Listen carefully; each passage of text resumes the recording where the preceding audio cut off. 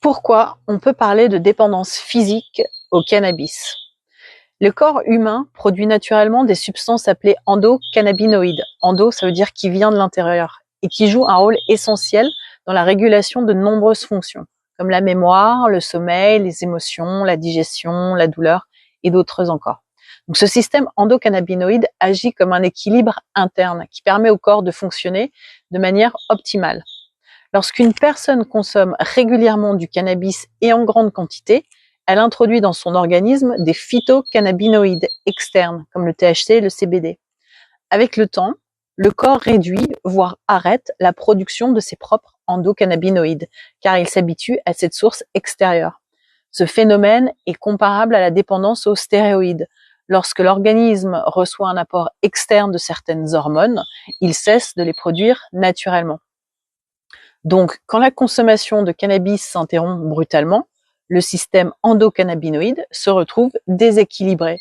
Il faut alors un certain temps pour que le corps relance sa production de façon naturelle, ce qui provoque un ensemble de symptômes de manque caractéristiques d'une dépendance physique, contrairement à certaines idées reçues. Alors, voici quelques signes révélateurs. Il y a des troubles du sommeil. Donc, beaucoup de consommateurs réguliers éprouvent de grandes difficultés à dormir après l'arrêt du cannabis. Pour moi, c'était le contraire, je faisais que dormir. Perte d'appétit, dont l'absence de THC peut perturber les signaux de la faim, entraînant une baisse d'appétit parfois significative. Anxiété accrue et irritabilité. Le THC ayant un effet apaisant, son absence peut provoquer une montée d'anxiété.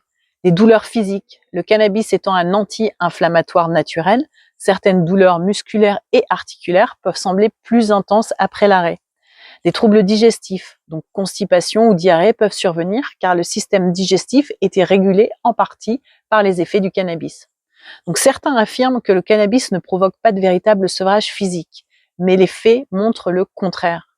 Lorsqu'un consommateur arrête brusquement sa consommation après un usage prolongé, il peut ressentir divers symptômes, comme des insomnies et des rêves intenses, puisque le sommeil paradoxal, souvent réduit sous l'effet du cannabis, revient en force, provoquant des rêves plus vifs et des réveils plus fréquents.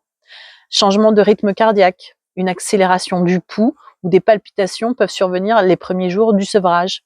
Des troubles digestifs, comme des nausées, des ballonnements ou variations du transit intestinal sont très courants.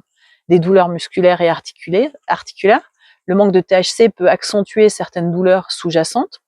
Des maux de tête aussi, surtout les premiers jours, en raison du stress et des changements neurochimiques. Anxiété et irritabilité accrue, l'absence de THC déséquilibre les neurotransmetteurs impliqués dans la régulation du stress.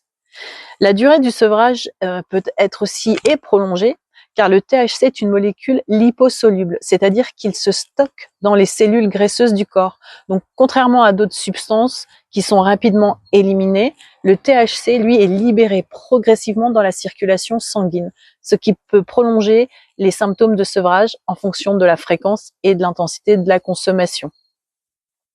Donc, pour résumer, le cannabis peut donc bien provoquer un manque physique lors de son arrêt, en raison de son interaction avec le système endocannabinoïde.